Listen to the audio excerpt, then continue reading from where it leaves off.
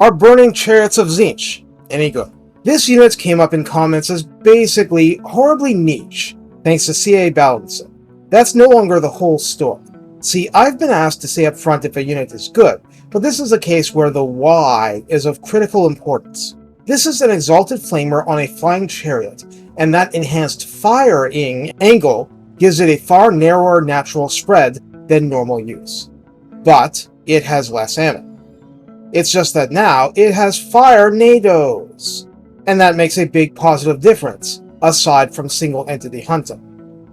Recruited for 1700 favor and maintained for 425 upkeep, the Burning Chariot single entity comes with 4,980 health on Ultra, 800 barrier hit points, armor 20, physical resistance 20, leadership 70, speed 85, charge speed 110, and melee attack starts at 34 and is flaming, magical, and inflicts warp fire, with an attack interval of 4. However, splash target size is now very large, and maximum splash targets damaged is 8. 8 is on the high end for anything that's not a mammoth. Melee defense starts at 23, which is a little higher, and weapon strength is 380, split between 115 base and 265 armor piercing, which is a little better than the Exalted Flamer.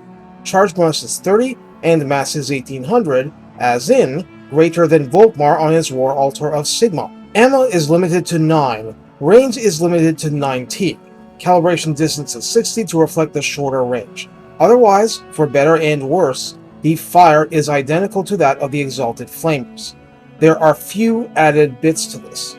Burning Chariot is a siege attacker, has Strider, meaning it won't be penalized in forests when actually fighting on the ground, and actually has fire whilst moving, so it makes for great chase scenes, but of course that can backfire on you if it just whittles down your ammo inefficiently. Now, I'm not going to go into the red line and text this time because I've done 3 other Tzeentch videos listing them in a row, and this is strictly a variation. But here's my observation. I don't think vertical distance is factored into calibration distance. If you park a Burning Chariot that's behind a Dwarf Lord and flame away, that stream is deadly accurate. Now, this might not matter usually, but that dwarf is shielded, armored, and small, so my past experience with this exact situation made me appreciate that the Burning Chariot allowed me to Lord Snipe, to a fair extent anyway, without relying on spells, which is obviously difficult with dwarfs. Missile resistance provides some trouble, but the usual shield from the Lord and the armor will still allow a lot past. In the past, my sentiment was, yes, this is niche, the chariots are expensive, but they really do help front-load that damage on the high-end targets. And wouldn't it be awesome if they put regular flamers in this of Tzeentch or something? Wait, that exists now! Rather, the flip side was that the lower ammo and range aside, the narrower attacks actually hurt the Burning Chariot when it tries to roast massed infantry.